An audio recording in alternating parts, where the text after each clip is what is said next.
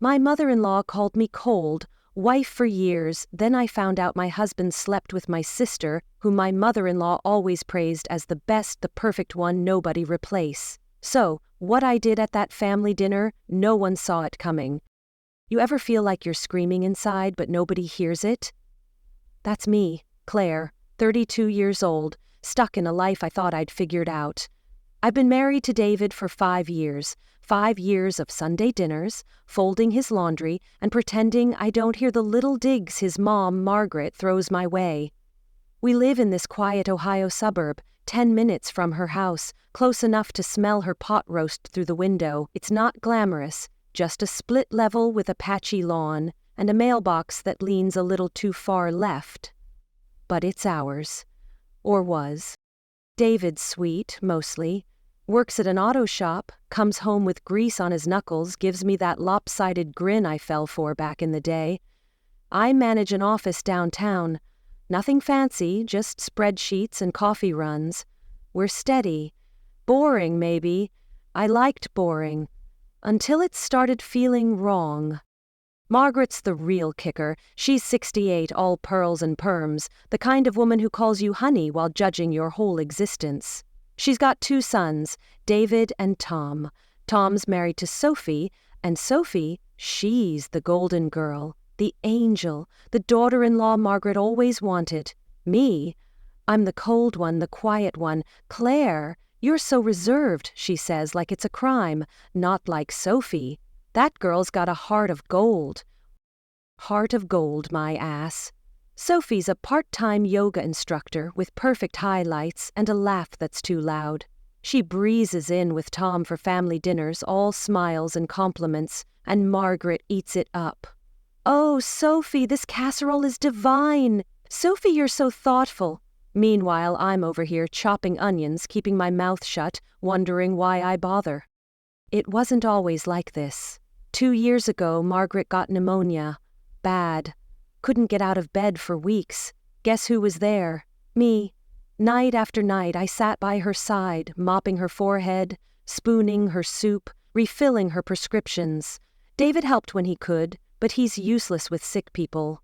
Gets all twitchy and pale. Tom? He called once. Sophie sent a card. A damn card. Get well soon in curly pink font. Margaret framed it. Framed it! And me? I got a pat on the arm and a thanks Claire before she was back to singing Sophie's praises. I tried not to care, told myself it's just how she is. Old school, like David says. Mom's stuck in her ways, don't take it personal. Easy for him to say. He's not the one getting sized up every time Sophie bats her lashes. Last Sunday was the worst. Margaret's house smelled like gravy and judgment. Sophie brought a pot roast, overcooked if you ask me, and Margaret acted like it was Michelin star-worthy. Heavenly, Sophie. Just heavenly. Then she poked at my mashed potatoes. These are fine, I guess, Claire. Fine. I smiled, nodded. Inside, I wanted to chuck the bowl at her head. David didn't notice. He never does. Just shoveled food in his mouth and laughed at Tom's dumb jokes. Tom's all right. Big guy, loud, works construction. He and Sophie have this shiny Instagram life, always posing, always grinning. I don't get it. She's not even that nice. Last month I asked her to grab napkins at dinner. She sighed. Sighed? Like I'd asked her to mop the floor. But Margaret? Blind to it. Sophie's so refined, she says. Refined. Sure. I don't know why it gets to me so much. Maybe because I try. I really do. I'm not loud or flashy, but I show up. I care. When Margaret was sick, I canceled shifts, lost sleep, drove her to every follow-up. Sophie mailed a card and got a shrine. I got nothing, not even a real thank you. And David, he just shrugs. That's Mom. Like that fixes it. It's not just her, though. Lately, David's been off, distant. Comes home later than usual, says it's inventory at the shop. I don't push. Don't want to be that wife, but it nags at me. Little things. His phone's always face down now. He's quick to change the subject when I ask about his day. I tell myself I'm paranoid. 5 years and we're fine, right? Right? Last night I couldn't sleep. Kept replaying Marguerite's voice. Sophie's so thoughtful. Claire's so cold. I stared at the ceiling, David snoring beside me, and wondered when I stopped mattering. Maybe I never did. Maybe I'm just the background noise in this family, the one who does the work while Sophie gets the crown. I hate that I care, hate that it's eating me up. But something's shifting. I feel it, like a storm brewing behind the quiet. I don't know what's coming, but I'm tired of swallowing it. Tired of pretending it's okay. Last Sunday, when Margaret dissed my potatoes, I didn't just smile. I gripped my fork so hard my knuckles went white. David didn't see, nobody did, but I felt it. Something's gotta give. So, yeah, that's me, Claire, the cold one, the one who's been holding it together while everyone else plays pretend. I don't know what's next, but I'm done being invisible, done being fine.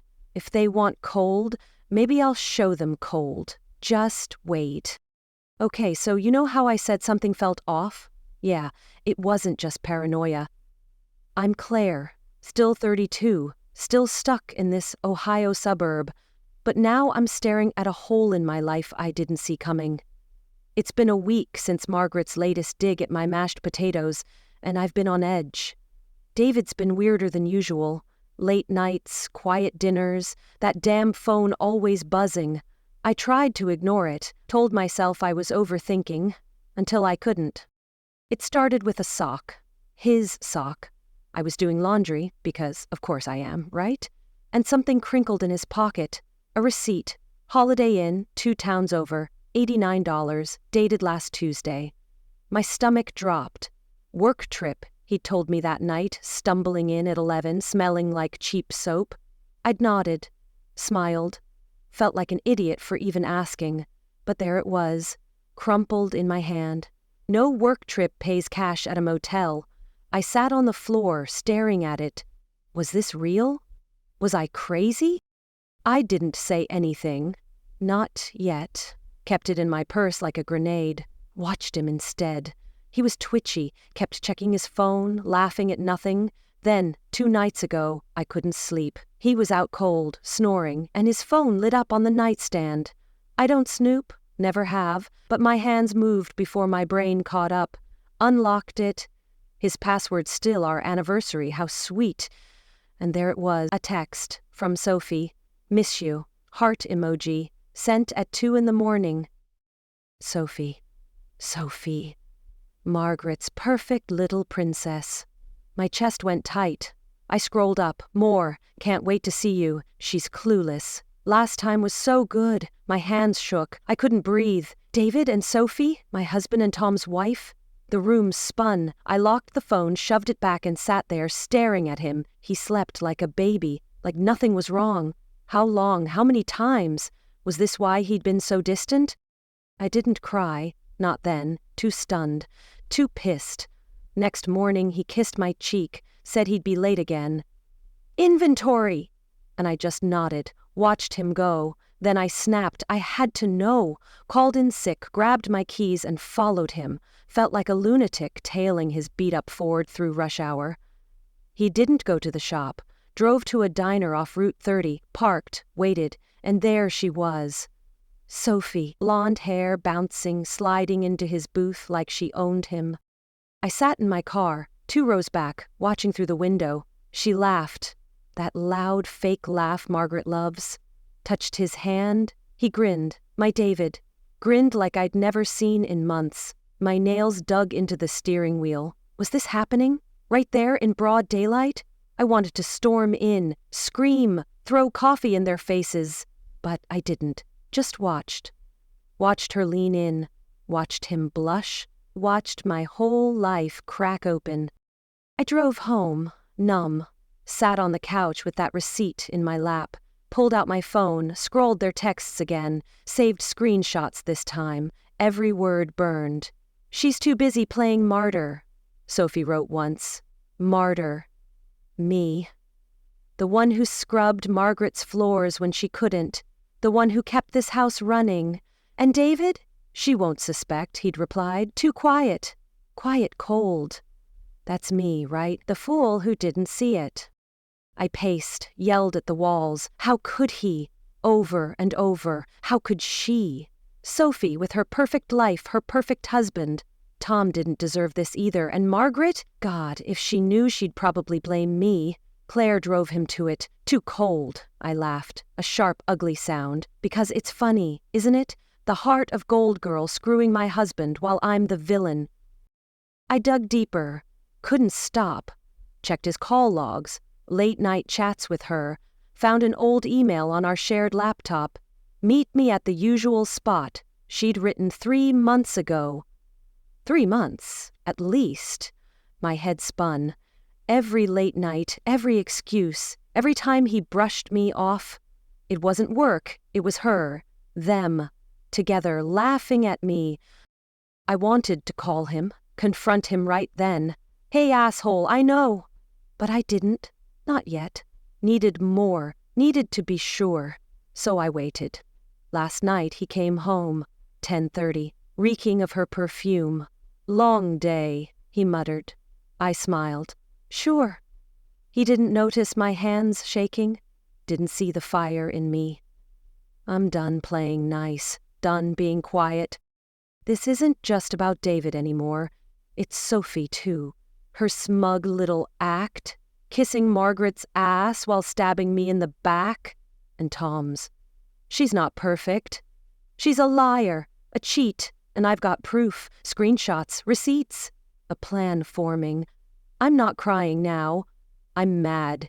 Madder than I've ever been. They think I'm clueless. Fine, let them. They'll see soon enough. So yeah, that's where I'm at. Heartbroken. Furious. Ready to burn it down. I don't know what I'll do next, but I'm not sitting here taking it. Not anymore. David and Sophie?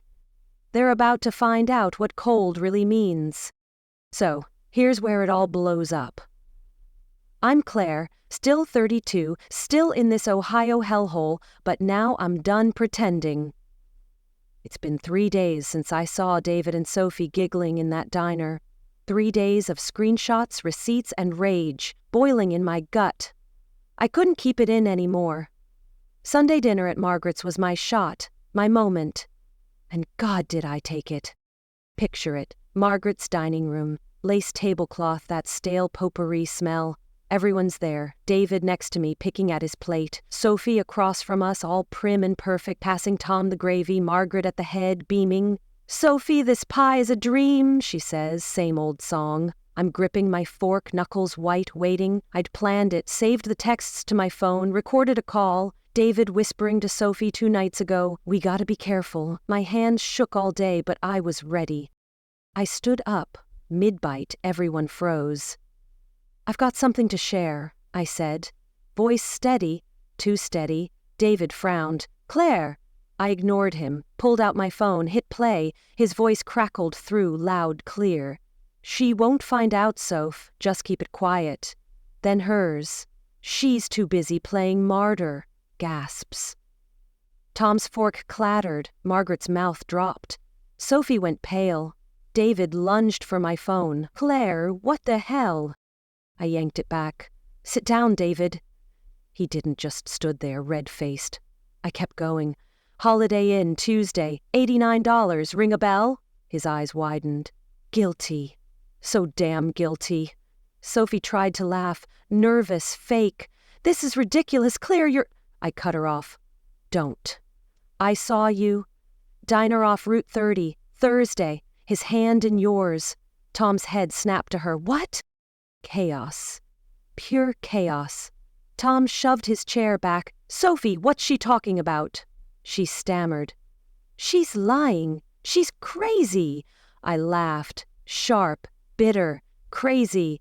I've got texts. Miss you. Last time was so good.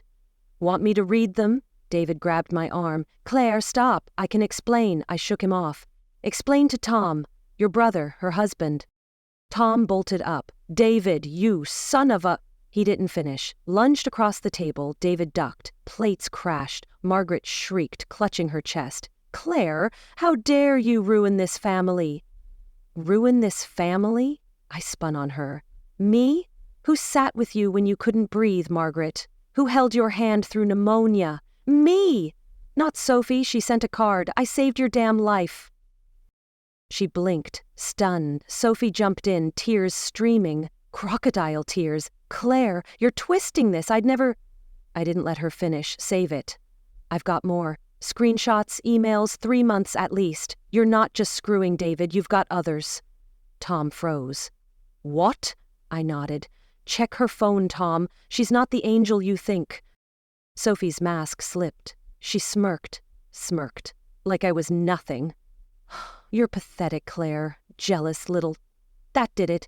I slammed my phone down. Pathetic? You're sleeping with my husband, and I'm pathetic? Tom grabbed her arm. Is it true? She yanked free. Don't touch me. He stormed out, door banging behind him. Margaret wailed. Tom, come back. Claire, you're tearing us apart. I laughed again, couldn't stop. Tearing us apart? They did that. David and your precious Sophie. David begged now, voice cracking. Claire, I messed up. I'm sorry. Please. Sorry? After months of lies? I looked at him, really looked. Saw the coward he was. You're not sorry. You're scared. Too late. He sank into his chair, head in his hands. Margaret kept going. Sophie's a good girl. You're just cold, Claire. Always have been. Cold. There it was again. I turned to her, slow. Cold. I loved this family, gave everything. You never saw it, never cared.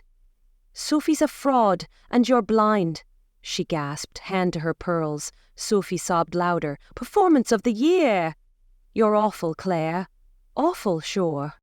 I grabbed my coat, looked at them, David, broken, Sophie, fake crying, Margaret clutching her napkin like a lifeline. You 3 deserve each other, I said. Walked out. Didn't look back. Heard Margaret yell, You'll regret this! Regret? No. I regretted staying quiet too long. In my car, I shook. Rage. Hurt. Relief. It was out. All of it. Tom knew. David was exposed. Sophie's halo was smashed. I'd held it in for weeks, months, maybe years, and now it was done. I didn't feel good, not yet, just empty, and mad. So mad I could have screamed. They thought I'd roll over. Take it. They were wrong. Driving home, I replayed it. Margaret's denial, Sophie's smirk, David's pathetic sorry. I wasn't done, not by a long shot. I had more. Proof for Tom, plans for David. They'd hurt me, hurt us. And Margaret? She'd all see who I really was. Cold? Fine. Let's see how cold I can get. So yeah, that's the fallout. Dinner turned war zone, family in pieces. Me? I'm not crying, I'm plotting. They started this, I'm ending it. Wait and see. So yeah, I blew it all up at Margaret's. I'm Claire, still 32, still in this Ohio mess, but now I'm calling the shots. It's been 4 days since that dinner. 4 days since I walked out on David's begging and Sophie's fake tears. I'm not shaking anymore, not crying. I'm done with that. Now, I'm pissed. And I've got a plan. They wanted to play me? Fine, game on. First move. David. Monday morning, I called a lawyer. Not some cheap divorce guy. Karen, my coworker's sister, sharp as hell. Met her at a coffee shop downtown. Laid it all out. Texts, receipts, the diner. She smirked. We've got him cold, Claire. By Wednesday, papers were filed. I didn't warn him. Didn't text, just had them served at the shop. He called me, voice shaking. Claire, what is this? Divorce? I kept it short.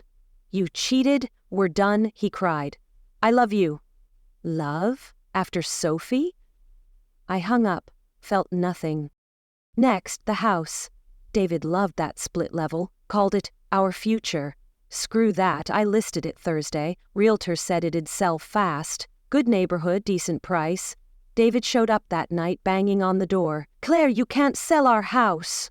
I stood in the doorway, arms crossed. My name's on the deed too, half's mine. Get out, he begged. Please, let's talk.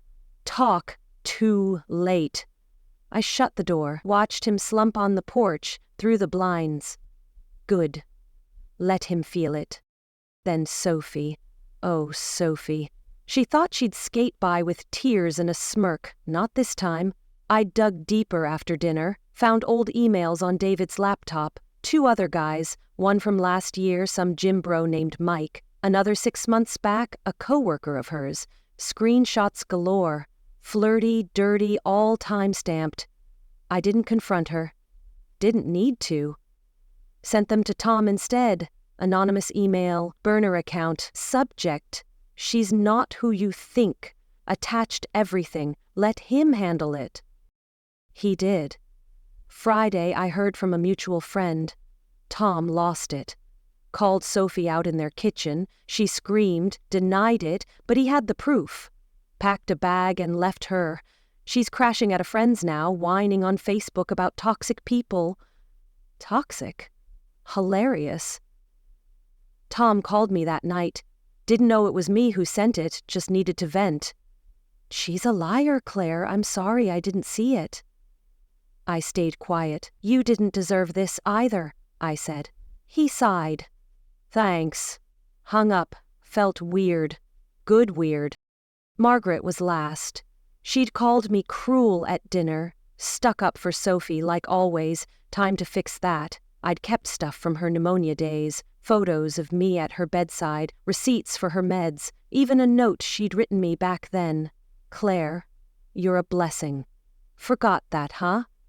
I made a scrapbook, simple, no frills, slapped those in, plus a new note. Sophie sent flowers. I saved your life, remember that. Mailed it Saturday, no return address. Let her stew on it. She got it. Called me Sunday, voice wobbly. Claire, I got your package. I didn't say much. Yeah? She sniffled. I didn't know, I didn't think. I cut her off. You didn't want to. Sophie was easier. Silence. I'm sorry, she whispered. Sorry. After years of cold Claire, I didn't yell. Just said, okay, and hung up. Didn't need her tears. Needed her to see. By Sunday night, it was done. David was out, signed the papers that morning, sobbing in Karen's office. House was under offer, split the cash, I'd take my half. Sophie was alone, Tom gone, her perfect life trashed. Margaret was quiet for once. I sat on my couch, still mine for a few more days, and breathed, deep, slow. It wasn't loud victory, no cheering, just this, calm, like I'd taken back something they stole. David tried one last time, texted me, I'm lost without you. Lost? He'd been lost in Sophie's bed for months. I didn't reply, blocked him. Sophie posted some vague crap online, rising above the hate.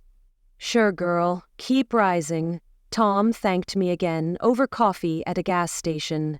You're tougher than I thought, he said. I shrugged. Had to be. He nodded. We didn't say much after. Didn't need to. I'm not gloating. Not really. It's not about winning, it's about them losing what they took for granted. David's in a shitty rental now. Saw his car there yesterday. Sophie's a mess, scrambling for sympathy. Margaret's got her scrapbook and her guilt. Me? I'm packing, moving soon, somewhere smaller, mine. No more playing martyr, no more cold Claire. So yeah, that's my revenge. Quiet, sharp, done. They thought I'd break, thought I'd stay small. Wrong. I'm not loud about it, just let the pieces fall, and they fell hard. Next step? I don't know yet, but it's mine to take, not theirs, never theirs again. So, here's where it ends, or maybe starts. I'm Claire, still 32, still in Ohio, but not the same Claire who smiled through Margaret's digs or David's lies. It's been 2 weeks since I dropped the hammer. Divorce papers, house sold, Sophie exposed. The dust settled, mostly. And me? I'm breathing again. Not fully healed, not yet, but free. That's something. David's a wreck. Saw him last week, unloading boxes at this dingy apartment complex off Main. Shitty beige building, peeling paint, the kind of place you end up when your life implodes. He looked rough, unshaven, bags under his eyes. Caught me staring from my car. Waved, weak, like he hoped I'd stop. I didn't. Drove off. He's texted a few times since. I miss you. I'm sorry. Same crap. I don't reply. Don't block him either. Just let him shout into the void. He's got nothing left. No house, no me, just regret. Good. Sophie's worse. Tom kicked her out for real. Changed the locks. Filed for divorce. She's couch surfing at her friend Jenna's, posting sob stories online. Betrayal cuts deep, she wrote yesterday. The irony. Comments are brutal. People know now. Her yoga gigs dried up too. Guess nobody wants a namaste from a backstabber, Tom told me over text. She's scrambling, keeps calling me. I'm done. I get it. He's quieter these days. Hurts less than I thought to see him move on. We're not close, but we're okay. Margaret's the wild card. That scrapbook hit her hard. She sent a letter last week, handwritten, shaky. Claire, I was wrong. I didn't see you. I'm sorry. Said she cried reading it, remembering those pneumonia nights. Wanted to talk. I didn't write back. Didn't call. Not out of spite. Just don't have the energy. She chose Sophie for years. Ignored me. One sorry doesn't fix that. Maybe later, maybe never. I don't know. She's alone now, though. David's too broken to visit. Tom's too pissed. Her golden girl's gone. Funny how that works. Me? I moved. Closed on the house last Friday. Split the cash. Took my half. Found a little place downtown. 1 bedroom, brick walls, big windows, cozy. Mine. No memories of David's boots by the door or Margaret's voice in my head. Packed light. Left his stuff in storage, let him deal with it. First night, I sat on the floor with a pizza and a beer. No furniture yet. Just quiet. Felt good. Weird good. Like I could hear myself think for once. Work steady. Same spreadsheets, same coffee runs. But there's Ryan. He's 34. IT guy. Quiet, like me. Been around forever, but I never really noticed. Last week I was late, frazzled, moving stress. He brought me coffee. Black, no sugar. Just how I like it. Rough day, he asked. I nodded. Rough year? He smiled. Small, real. You're tougher than you look. Didn't push. Just sat there sipping his own. We talked last night, late, over takeout at my place. Laughed. First time in months. He's nice, not loud, listens. Maybe something's there, maybe not. I'm not rushing. I think about it all sometimes. How it fell apart. David's grin at that diner. Sophie's smirk. Margaret's, cold Claire. Hurts less now. Still stings, but it's fading. I was so mad. So damn mad for so long. Now, I'm tired of it. Tired of carrying them. I did what I had to, blew it up, took it back. They're paying, David in his crap apartment, Sophie with her ruined life, Margaret with her empty house. Me, I'm not paying anymore. Lesson's simple. Trust your gut. Mine screamed for months. David's late nights, Sophie's fakeness, Margaret's bias. I ignored it, played nice, never again. And love? Don't waste it on people who don't see you. I gave everything. Nights with Margaret, years with David, got nothing back. Now I'm keeping it for me. Maybe Ryan. Maybe just myself. That's enough. I'm not fixed. Don't think I ever will be. Not all the way. Betrayal leaves scars, little cuts that ache when it rains. But I'm okay. Better than okay. Last night I walked downtown. Crisp air, streetlights buzzing. Felt light. Not happy exactly, just unburdened, like I'd dropped a weight I didn't know I was hauling. Stopped at a cafe, got coffee, watched people go by. Normal people, normal lives. I'm one of them now. Not the martyr, not the fool. So, that's it. My story. Was I the asshole for burning it down? For selling the house, exposing Sophie, leaving Margaret with her guilt? Nah, I don't think so. They built the fire, I just lit the match. David's lost, Sophie's sunk, Margaret's sorry, and me? I'm here, standing, starting over, not cold, not quiet, just Claire. Finally Claire. What's next? Don't know. Maybe Ryan and I grab dinner. Maybe I paint these walls. Maybe I just sit here in my own space and let it be. It's mine to figure out. No more pretending, no more taking it. I'm done with that life. Done with them. And you know what? It feels pretty damn good. If this hit close to home, hit subscribe, drop a comment, and let's talk. I'm here, and I listen.